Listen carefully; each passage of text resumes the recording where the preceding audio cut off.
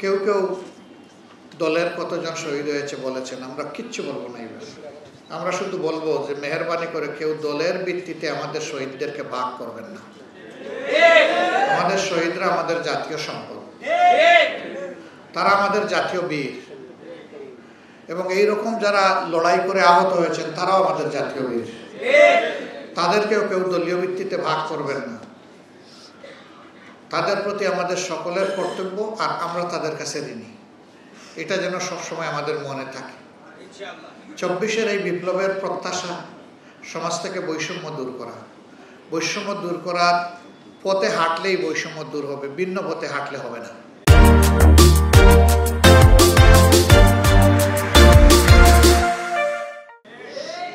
আপনি মক্কায় যাবেন হজ করার জন্য, মস্কোর প্লেনে উঠে বসলে মক্কা আপনার দেখা হবে না। আপনাকে মক্কার প্লেন ধরতে হবে, জেদ্দার প্লেন ধরতে হবে, মদিনার প্লেন ধরতে হবে যদি আপনি সেখানে যেতে চান।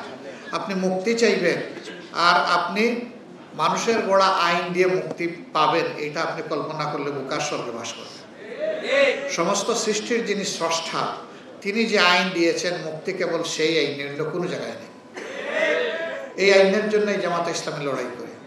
অন্যরা কি জন্য লড়াই করেন তারা বলতে পারবেন, তবে তাদের সাথে একান্ত আলোচনায় অনেকে বলেন যে ভাই, আমি যদি না থাকি আমার দল দিয়ে কি হবে? আগে দেখবো আমি কোথায় আছি, আমার পর ঠিক আছে কিনা, আমি অমুক হইতে পারলাম কিনা, তমুক হইতে পারলাম কিনা। যদি আমি পারি আমার রাজনীতি ঠিক, যদি আমি না পারি আমি রাজনীতি করবো না।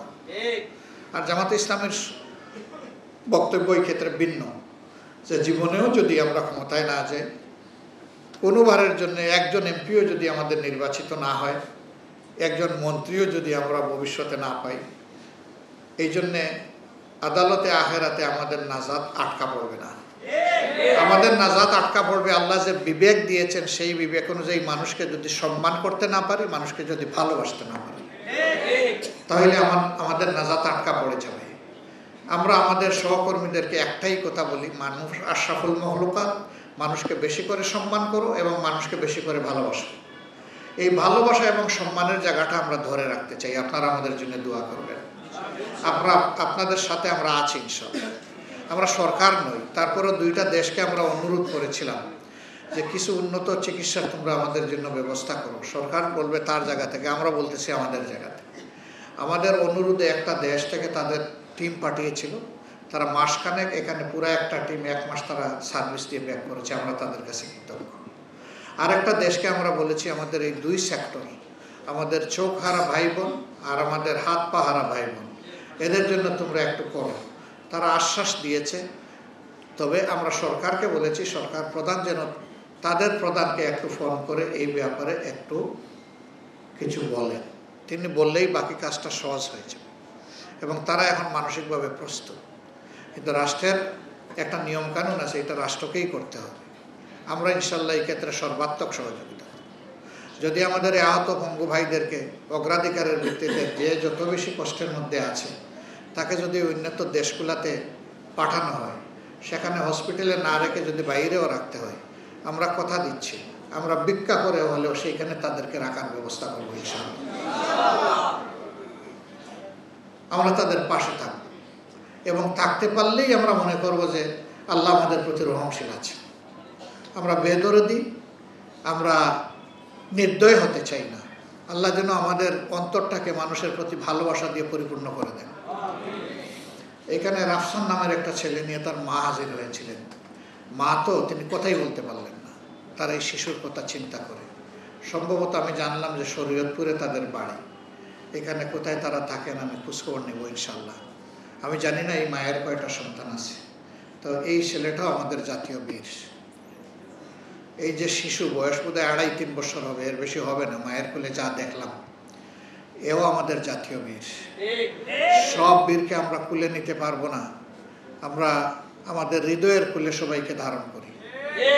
আর এই ছেলেটা যদি তার মা বাপ আমাদেরকে সুযোগ দেন, তাহলে সে বড় হওয়া পর্যন্ত তার বাকি চিকিৎসা এবং তার শিক্ষা সকল মজলুমের প্রতীক হিসাবে আমরা একটু খেদমত করতে চাই, এই দায়িত্ব নিতে চাই। যদি তার মা বাপ আমাদেরকে এই সুযোগ দেন, আর না দিলে আমাদের করার কিছু নেই। এটা আমরা একটা দরখাস্ত ওনাদের কাছে দিয়ে রাখলাম। আমরা আশা করি তারা এটা বিবেচনায় নেবেন ইনশাআল্লাহ। আমরা বিভিন্ন জায়গায় গিয়েছি শহীদ পরিবারগুলোতে। এই যে এখানে নারায়ণগঞ্জে একটা ঘটনা ঘটেছিল, আপনারা জানেন সুমাইয়া নামে একজন বোন আমাদের শহীদ হয়েছে, তার বাচ্চা সুবাইয়া, তাকে দেখতে গিয়েছিলাম। তখন কয়েক মাসের শিশু সে কেবল, তো ওকে খুলে আমরা নিতে পেরেছিলাম। আমরা সবার পারি নাই, বলেছিলাম যে এই শিশু এখন আমাদের শিশু। এই শিশুকে নেওয়ার জন্য অনেক শিল্পপতি তারা চেয়েছেন যে তাদের মেয়ে বানিয়ে নেবেন। এরা জবাব দিয়েছে সর্বপ্রথম যাদেরকে এই শিশুর দায়িত্ব আমরা দিয়েছি তারাই আমাদের জন্য যথেষ্ট। মানে তারা জামাতে ইসলামের হাত থেকে এটা নিয়ে অন্য কারো হাতে দিতে চাচ্ছেন না। তারা আমাদেরকে কৃতজ্ঞ করেছেন, আলহামদুলিল্লাহ। আল্লাহ তাদের মর্যাদা অনেক বাড়ায় দিন। রাজশাহীতে একটা বোন ভাই, তিনি শহীদ হয়েছেন, তিনি রিক্সা চালাতেন। তো তার পরিবারে গিয়েছিলাম, তার ভাইয়েরা, তার মা এবং শহীদের স্ত্রী তারা এসেছিলেন। তো আমি ওই মেয়েটাকে জিজ্ঞেস করেছিলাম, মা তুমি কেমন আছো? তো মেয়েটা কেঁদে দিল, কেঁদে দিয়ে বললো, আলহামদুলিল্লাহ আমি তো ভালো আছি, কিন্তু আমার গর্বের সন্তানের কি হবে, আমি তো 6 মাসের অন্তঃসত্ত্বা। খুব কেঁদেছিল মেয়েটা, ভীষণ খারাপ লেগেছে যে আমরা তো গরিব হলেও 4টা ভাত খেয়ে চলছিলাম, শান্তিতে ছিলাম। স্বামী চলে গেল, আমি বিধবা হলাম, কিন্তু আমার এই সন্তানের কি হবে? আমরা তাকেও বলেছিলাম যে আলহামদুলিল্লাহ তোমার সন্তান এখন থেকে জাতীয় সন্তান, আর আমরা যা খাবো তোমার সন্তানও তা খাবে, তোমার পরিবারও তা খাবে ইনশাআল্লাহ। সেই মাস থেকে আলহামদুলিল্লাহ তাদের পাশে আমরা আছি, আমরা থাকবো ইনশাআল্লাহ।